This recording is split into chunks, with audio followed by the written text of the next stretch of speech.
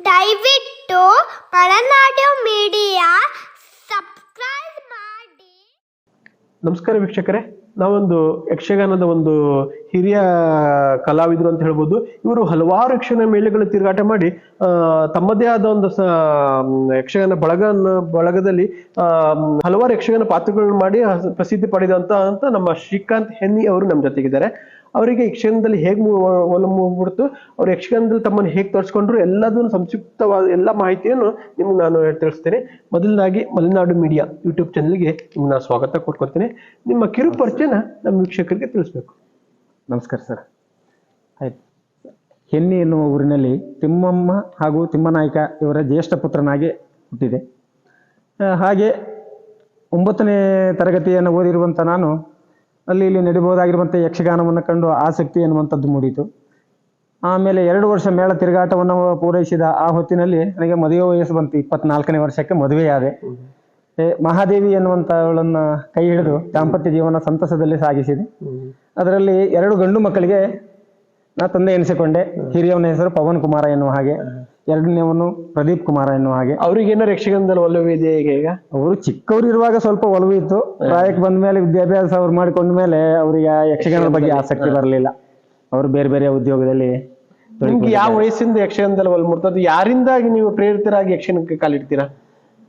ಯಾರಿಂದಲೇ ಅನ್ನೋದಕ್ಕಿಂತನೂ ಯಕ್ಷಗಾನವನ್ನು ನೋಡಿ ನಾನು ಒಬ್ಬ ಕಲಾವಿದನಾಗಬೇಕು. ಯಕ್ಷಗಾನ ನೋಡ್ತಾನೆ ಹವ್ಯಾಸಿಯಾಗಿ ನೋಡ್ತೆ. ಅಲ್ಲಿ ಇಲ್ಲಿ ನಡಿಬಹುದಾಗಿರುವಂತ ಯಕ್ಷಗಾನಕ್ಕೆ ಹೋಗ್ತಿದ್ನ. ಅದನ್ನು ನೋಡಿ ನಾನು ಒಬ್ಬ ಕಲಾವಿದನಾಗಬೇಕೆನ್ನುವಂತ ಆಸೆ ಹೆಚ್ಚಿತ್ತು. ಆ ದಿಸೆಯಲ್ಲಿ ಬಳುಕೂರಿನಲ್ಲಿರುವಂತ ಒಬ್ಬರು ಜಟ್ಟೆ ನಾಯಕರು ಗುರುಗಳನ್ನು ಕರೆತಂದು ಅವರಿಂದ ಪ್ರಥಮ ಅಭ್ಯಾಸವನ್ನು ಮಾಡಿದೆವು. ಅವರಿಂದ ಆಮೇಲೆ 2ನೇದಾಗಿ ನಮ್ಮ ನೆಚ್ಚಿನ ಗುರುಗಳೆನಿಸಿಕೊಂಡವರು ಹಾಸ್ಯ ನಟ ಜಯಕುಮಾರ್ ಜೈನ್ ಅವರಿಂದ ತರಬೇತಿಯನ್ನು ಪಡೆದು ಅವರೇ ನನ್ನನ್ನು ಪ್ರಥಮವಾಗಿ ಬಚ್ಚಿಗಾರ ಮೇಳಕ್ಕೆ ಕರೆದುಕೊಂಡೋಗಿ ಸೇರಿಸಿದ್ದಾರೆ. ಅಲ್ಲಿ ನಾನು 2 ವರ್ಷ ತಿರುಗಾಟವನ್ನು ಮಾಡಿದೆ. ಆಮೇಲೆ ಅಲ್ಲಿ ಯಾರೆಲ್ಲ ಹಿರಿಯ ಕಲಾವಿದರ ಜೊತೆಗೆ ಅವಕಾಶಗಳು ಸಿಗುತ್ತೆ? ಅಲ್ಲಿ ಪ್ರಥಮ ವರ್ಷ ಬಚ್ಚಿಗಾರ ಮೇಳದಲ್ಲಿ ನಾನು ಸೇರಿದ ಆ ಹೊತ್ತಿನಲ್ಲಿ 2ನೇ ವೇಷಧಾರಿಯಾಗಿ ಕೆರೆಮನೆ ಮಾಬಲೆ ಹೆಗಡೆ ಅವರಿದ್ರು. ಆಮೇಲೆ ಚಿಟ್ಟಾಣಿ ರಾಮಚಂದ್ರ ಹೆಗಡೆ ಅವರಿದ್ರು. ಅವ್ರ ಜೊತೆಗೂ ಮಾಡಿದ ಅನುಭವಗಳಿದೆ. ಮತ್ತೆ ಕೊಳಗಿ ಅನಂತ ಹೆಗಡೆ ಅವರು, ಮತ್ತೆ ಹಡಿನ್ಬಳ್ ಶ್ರೀಪಾದ್ ಹೆಗಡೆ ಅವರು, ಇಂಥವ್ರು ಹಿರಿಯ ಕಲಾವಿದರು. ಮತ್ತೆ ಚಿಟ್ಟಾಣಿಯವರ ಮಕ್ಕಳು ಒಟ್ಟಿಗೆ ಹುಡುಗೋಡು ಚಂದ್ರಹಾಸ, ಹೀಗೆ ತುಮ್ರಿ ಭಾಸ್ಕರ, ಮತ್ತೆ ಸಿರಳಗಿ ಭಾಸ್ಕರ್ ಜೋಶಿ ಅವರು, ಕಲ್ಗದ್ದೆ ವಿನಾಯಕ್ ಹೆಗಡೆ ಅವರು, ಇಂಥವ್ರೊಟ್ಟಿಗೆಲ್ಲ ಹಿರಿಯ ಕಲಾವಿದರೊಟ್ಟಿಗೆ ಅವಾಗ ನಾನು. ಅದರ ನಂತರ ನಿಮ್ಮ ಪಯಣದಲ್ಲಿ ಸಾಗತ್ತೆ. ಅಲ್ಲಿಂದ 2ನೇದಾಗಿ ಕುಮಟ ಮೇಳಕ್ಕೆ ಹೋಗಿ ಸೇರಿಕೊಂಡೆ. ಕುಮಟ ಮೇಳದಲ್ಲಿ ಅಲ್ಲಿ 2ನೇ ವೇಷಧಾರಿಯಾಗಿ ಸ್ವಲ್ಪ ಸಮಯದವರೆಗೆ ಇದ್ರು ಮಾತ್ರ ಇವರು ನಗರ ಜಗನ್ನಾಥ್ ಶೆಟ್ಟಿ ಅವರು, ಆಮೇಲೆ ಆರ್ಗೋಡ್ ಮೋಹನ್ ದಾಸಣಿ ಅವರು, ಎಲ್ಲರ ಪರಿಚಯಗಳು ಎಲ್ಲ ಆಗಿದೆ. ಆಮೇಲೆ ಕುಮಟ ಗೋವಿಂದ್ ನಾಯ್ಕರು ಹಿರಿಯ ಕಲಾವಿದರು. ಮತ್ತೆ ಇನ್ನು ಸಹ ಕಲಾವಿದರು ಅನೇಕ ನಮ್ಮಿಂದನೂ ಹಿರಿಯವರು ಬಹಳ ಜನ ಇದ್ರು. ಅವರೊಟ್ಟಿಗೆ 2 ವರ್ಷ ಅಲ್ಲಿ ತಿರುಗಾಟವನ್ನು ಮಾಡಿದೆ. ಅಲ್ಲಿಂದ 3ನೇ ವರ್ಷ ಮತ್ತೆ ಬಿಟ್ಟು ಸಾಲಿಗ್ರಾಮಕ್ಕೆ ಸೇರಿಕೊಂಡೆ. ಅಲ್ಲಿ ಹಿರಿಯ ಕಲಾವಿದರಾಗಿರುವಂತ ಕೃಷ್ಣಯಾಜಿ ಅವರು, ಆಮೇಲೆ ಕೊಂಡದ ಕುಳಿಯವರು, ಬಿಳಿಯೂರು ಕೃಷ್ಣಮೂರ್ತಿ ಅವರು, ಮತ್ತೆ ಹಾಸ್ಯ ಹಿರಿಯ ಕಲಾವಿದರು ಜಯರಾಮ್ ಶೆಟ್ಟಿ, ಮತ್ತೆ ಅರಾಟಿ ಅವರು, ಅರಾಟೆ ಮಂಜುನಾಥ, ಮತ್ತೆ 2ನೇದಾಗಿ ಮತ್ತೆ ಶ್ರೀವೇಶಧಾರಿ ಅವರು, ಹೊಸಂಗಡಿ ರಾಜು ಶೆಟ್ರು, ಎಲ್ಲರ ಪರಿಚಯ ಎಲ್ಲರ ಜೊತೆಗೂ ಅಲ್ಲಿ 2 ವರ್ಷ ತಿರುಗಾಟವನ್ನು ಮಾಡಿ. ಆಮೇಲೆ ಬೇರೆ ಮೇಳವನ್ನು ಬಿಟ್ಟು ಅವರೇ ಬಯಲಾಟ ಮೇಳವನ್ನು. ಸುಮಾರು ಎಷ್ಟು ವರ್ಷಗಳ ಕಾಲ ಯಕ್ಷಗಾನದಲ್ಲಿ ತೋರಿಸ್ಕೊಂಡಿದ್ರಿ ನೀವು? 33-34 ವರ್ಷ. 34 ವರ್ಷ ಯಕ್ಷಗಾನ ಮೇಳದಲ್ಲಿ ತಿರುಗಾಟ. ಈಗ ಪ್ರಸ್ತುತ ನೀವು ಏನಾದ್ರೂ ಒಂದು ಮೇಳದಲ್ಲೇ ಇದ್ದೀರಾ ಅಥವಾ ಒಂದು ಹವ್ಯಾಸಿಯಾಗಿ ತಗೊಂತಿದ್ರೆ ಯಾರು ತಗೊಂತಿದ್ರಿ? ಈಗ 3 ವರ್ಷದಿಂದ ಮೇಳವನ್ನು ಬಿಟ್ಟು ಹವ್ಯಾಸಿಯಾಗಿ ಯಕ್ಷಗಾನವನ್ನು ಮಾಡ್ತಾ ಇದ್ದೇನೆ. ಈಗ ಯಾವೆಲ್ಲ ಇದ್ರ ಯಕ್ಷಗಾನ ಮೇಳದಲ್ಲಿ ಈಗ ಪ್ರಸ್ತುತ ಮಾಡಿದ್ದೀರಾ? ಪ್ರಥಮ ಬಚ್ಚಿಗಾರು, 2ನೇ ಕುಮಟ ಮೇಳ, ಆಮೇಲೆ ಸಾಯಿಗ್ರಾಮ, ಅಲ್ಲಿಂದ ಅಮೃತೇಶ್ವರಿ ಮೇಳ, ಅಲ್ಲಿಂದ ಮಡಮಕ್ಕಿ, ಆಮೇಲೆ ಸಿಗಂದೂರು, ಆಮೇಲೆ ಬಗ್ವಾಡಿ, ಆಮೇಲೆ ಇದು ಗುತ್ತೇಮ್ಮ ಮೇಳ, ಆಮೇಲೆ ಚಂಡಿಕೇಶ್ವರಿ ಅಂತ ಹೇಳಿ ಹಳೇಶೆ ಮೇಳ. ಮೇಳದಲ್ಲೆಲ್ಲ ತಿರುಗಾಟ ಮಾಡಿದ್ದೇನೆ. ಆಮೇಲೆ ಮತ್ತೆ ಇಲ್ಲಿ ರಘುಪತಿ ನಾಯಕರದು ಕದಂಬೇಶ್ವರ ಯಕ್ಷಗಾನ ಮಂಡಳಿ ಅಂತ ಅದು, ಮತ್ತೆ ವೀರಮಾರುತಿ ಲಕ್ಷ್ಮಣ ನಾಯಕ ಬೇಡ್ಕಣಿ ಅವ್ರದ್ದು, ಆಮೇಲೆ ನಮ್ಮ ವಾಸು ನಾಯಕರದು ಅವ್ರ ಮೇಳದಲ್ಲಿ.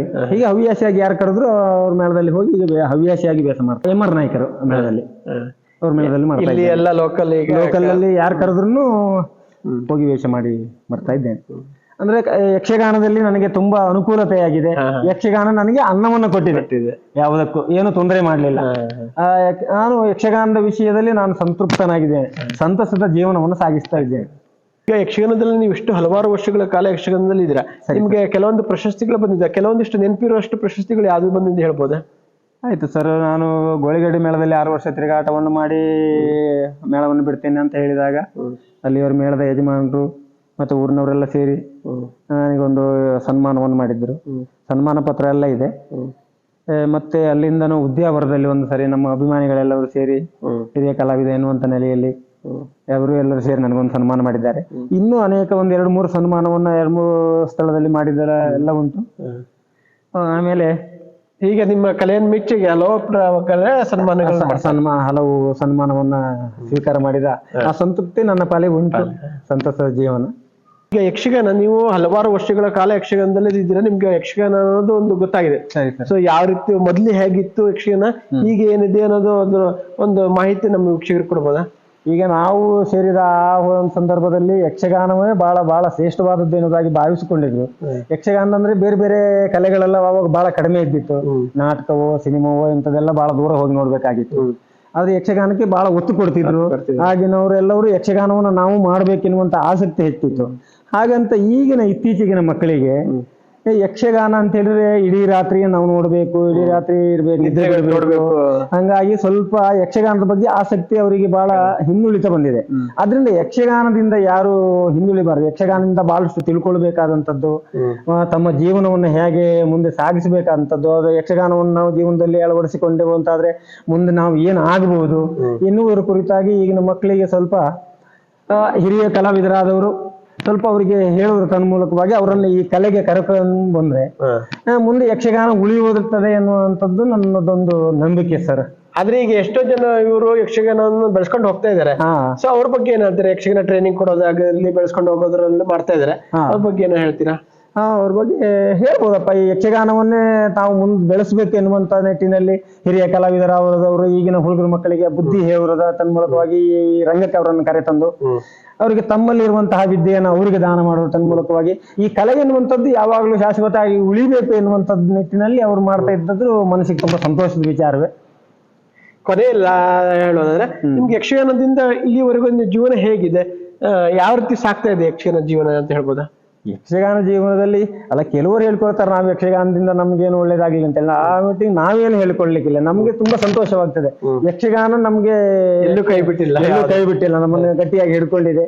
ಯಕ್ಷಗಾನದಿಂದಲೇ ನಾವೀಗ ಒಂದು ಸಂತೋಷ ಜೀವನವನ್ನು ನಡೆಸ್ತಾ ಇದ್ದೇನೆ, ಅದ್ರ ಮಟ್ಟಿಗೆ ಅನುಮಾನವೇ ಇಲ್ಲ ಸರ್. ಯಕ್ಷಗಾನದಲ್ಲಿ ಹಲವಾರು ವರ್ಷಗಳ ಕಾಲ ಯಕ್ಷಗಾನ ಪಾತ್ರಗಳು ಮಾಡಿದಿರಾ. ನಿಮ್ಗೆ ಯಕ್ಷಗಾನದಲ್ಲಿ ಇದೇ ಪಾಠ ಅಂತ ಇಷ್ಟ ಆಗೋದು ಅಥವಾ ಜನಗಳು ನಿಮ್ಮನ್ನು ಯಾವ ಪಾಠದಲ್ಲಿ ಇಷ್ಟಪಡ್ತಾರಂತ ಹೇಳ್ಬೋದಾ? ನನಗೆ ತುಂಬಾ ಸ್ತ್ರೀ ವೇಷದಲ್ಲಿ ಬಹಳ ಆಸಕ್ತಿ ಉಂಟು. ಎಲ್ಲ ಪ್ರಸಂಗದ ವೇಷಗಳನ್ನು ನಾನು ಮಾಡಿದವನೇ ಇದ್ದೇನೆ. ಆದ್ರೆ ನನ್ನ ವೇಷದಲ್ಲಿ ಕೆಲವು ಜನ ಮೆಚ್ಚಿಕೊಂಡು ಇಷ್ಟಪಟ್ಟವರು ಇದ್ದಾರೆ. ಆದ್ರೆ ಯಾವ ಪಾಠ ಹೆಚ್ಚಿಗೆ ಇಷ್ಟಪಡ್ತಾರಂತ ಹೇಳ್ಬೋದಾ? ಹೇಳ್ಬೋದು ಸರ್. ಮತ್ತಿನ್ನು ಪಾಪಣ್ಣ ವಿಜಯದಲ್ಲಿ ಗುಣಸುಂದರಿಯ ಪಾತ್ರ ನನಗೆ ತುಂಬಾ ಪ್ರಿಯವಾದ ಪಾತ್ರ ಸರ್. ಅದನ್ನು ನಾನು ಇಷ್ಟಪಟ್ಟಿದ್ದೇನೆ. ಜನವೂ ಅದನ್ನು ಕಂಡು ತುಂಬಾ ಇಷ್ಟಪಟ್ಟವರಿದ್ದಾರೆ. ಮತ್ತೆ ಶನೀಶ್ವರ ಮಹಾತ್ಮೆಯಲ್ಲಿ ಅಲೋಲಿಕೆ ಮತ್ತೆ ಅದಕ್ಕಿಂತನೂ ಈ ಸುಶೀಲೆ ಎನ್ನುವಂತ ಒಂದು ಪಾತ್ರ ಬರ್ತದೆ, ಅದು ಬಹಳ ಇಷ್ಟವಾದ ಪಾತ್ರ ಸರ್. ಅದನ್ನು ಬಹಳ ಪ್ರೀತಿಯಿಂದ ಜನನು ಮೆಚ್ಚಿಕೊಂಡಿದ್ದಾರೆ. ನಮಗೂ ಬಹಳ ಸಂತೋಷದ ವಿಷಯ ಅದನ್ನು ಮಾಡಿದ್ದೇವೆ. ಮತ್ತೆ ಇನ್ನು ಚಂದ್ರಹಾಸ ಚರಿತ್ರೆಯಲ್ಲಿ ವಿಷಯ, ಮತ್ತೆ ಇನ್ನು ಕೀಚಕ ವಧೆಯಲ್ಲಿ ಸೈರೇಂದ್ರಿಯ ಪಾತ್ರ, ಅದು ಬಹಳ ಒಳ್ಳೆಯ ಪಾತ್ರ. ಅದು ನಾನು ಇಷ್ಟಪಟ್ಟು ಮಾಡುವಂತಹ ಪಾತ್ರ, ತುಂಬಾ ಸಂತಸದ ವಿಷಯ. ಮತ್ತೆ ಇನ್ನು ದೇವಿ ಮಹಾತ್ಮೆಯಲ್ಲಿ ಮಾಲಿನಿಯನ್ನು ಮಾಡಿದ್ದೇನೆ, ಮತ್ತೆ ದೇವಿಯನ್ನು ಮಾಡಿದ್ದೇನೆ. ಅವು ಎರಡು ನನಗೆ ಇಷ್ಟಪಟ್ಟವು. ಆದ್ರೆ ದೇವಿಯ ಕುರಿತಾಗಿ ಬಹಳ ಜನ ಇಷ್ಟಪಟ್ಟು ಸಂತಸ ಪಟ್ಟಿದ್ದಾರೆ. ನಮ್ಮ ಜಿಲ್ಲೆಯಲ್ಲಿ ಯಕ್ಷಗಾನ ಕಲಾವಿದರು ಹಲವಾರು ಕಲಾವಿದರು ಇದ್ರೆ, ಹಲವಾರು ಪ್ರಸಿದ್ಧ ಕಲಾವಿದರು ಯಕ್ಷಗಾನ ಕೊಡುಗೆ ಕೊಟ್ಟಿದೆ. ಆದ್ರೆ ದಕ್ಷಿಣ ಕನ್ನಡ ಉಡುಪಿ ಸೈಡ್ ಆ ಕಡೆ ನಮ್ಮ ಯಕ್ಷಗಾನಕ್ಕೆ ಒಲವು ಜಾಸ್ತಿ ಇದೆ. ನಮ್ಮಲ್ಲಿ ಕಂಪೇರ್ ಮಾಡಿದ್ರೆ ಅಲ್ಲಿ ಸ್ವಲ್ಪ ಯಕ್ಷಗಾನ ಮೇಲ್ಗಳು ಜಾಸ್ತಿ ಇದೆ, ಅಲ್ಲಿ ಒಲವು ಜಾಸ್ತಿ ಇದೆ. ಅದ್ರ ಬಗ್ಗೆ ಏನು ಹೇಳ್ಬೋದಾ? ಯಾಕೆಂದ್ರೆ ದಕ್ಷಿಣ ಕನ್ನಡ ಅಂತ ಹೇಳಿದ್ರೆ ಬಹಳ ಯಕ್ಷಗಾನಕ್ಕೆ ಬಹಳ ಒತ್ತನ್ನು ಕೊಡ್ತಾರೆ ಸರ್, ಒತ್ತನ್ನು ಕೊಡ್ತಾರೆ.